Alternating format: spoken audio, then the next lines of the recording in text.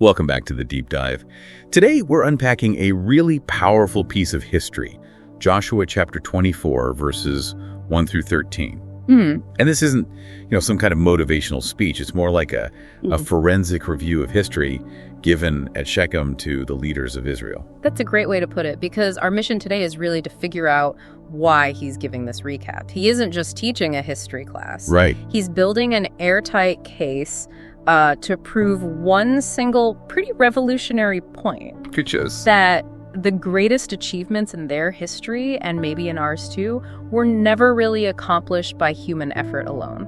Okay, so let's unpack that. We're sort of hunting for those aha moments in the text, right? The places that really challenge our modern idea of the self-made person. Exactly. Where do we see these huge victories that seem to rest on something completely outside of human control? So where does Joshua start this story? Well, that's the interesting part. He begins not with a hero, but with weakness. He gathers all the leaders and starts with their ancestors, Terah, Abraham, Nahor, way back, beyond the Euphrates. And what's the key detail there? The key detail is that they served other gods. So the very foundation of their story, their entire history, it begins with people who were, on the wrong side of things. Wow, that's critical context. It is. So their origin story is basically one of inadequacy. They didn't earn their spot. God just took Abraham, led him through Canaan, and multiplied his family. It completely shuts down any claim of inherent merit from the start. And that pattern of provision just continues right into the biggest event in their national story, the Exodus. The escape from Egypt. Right. God sends Moses and Aaron, plagues Egypt, and brings Israel out. But the second they're free, the entire Egyptian military machine chariots, horsemen, is after them. And they're trapped at the Red Sea. Pinned against the water. I mean, any military historian would look at that moment and just say, it's over. Oh, absolutely. You've got foot soldiers, families, supplies against a professional army. There's just no strategy that wins that. Exactly. And the intervention that happens is entirely non-military. When they cry out, God doesn't hand them better swords. The source says he puts darkness between the armies. Darkness, right. And then uses the sea itself to swallow the Egyptians. That's not skill or strategy. It's an environmental miracle, basically, that just hammers home the point. Your greatest escape was not engineered by you. And this pattern just keeps going, doesn't it? Even as they get ready to actually fight for their land. It does. They face the Amorites, and then there's this other kind of threat.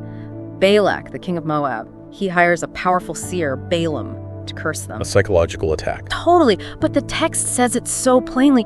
God would not listen to Balaam. He saves them by disabling the weapon and forcing Balaam to bless them instead. So after they cross the Jordan, they're facing this whole coalition of nations. The Amorites, Canaanites, Hittites. This has to be the part where they finally draw their bows and show their grit, right? You think so? But Joshua points to something else, something decisive. He says God set the hornet before them. The hornet. The hornet.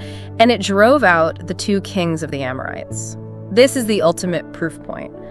A hornet isn't a sword. It's not an arrow. It's a symbol of this debilitating panic or terror that routed the enemy before real battle could even start. And that leads right to the key verse, the main takeaway. The bottom line. Your victories were not by your sword or by your bow. They got a land they didn't labor for, cities they didn't build, and now they're eating from vineyards and olive orchards they didn't even plant.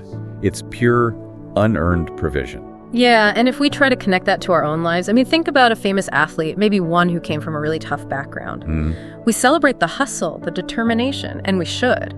But Joshua forces us to also see the other things, the opportunities, the good health, the timing, all these factors that were totally beyond that person's control. Those were the hornets that cleared the way. So what's the lesson for you, the learner, listening today?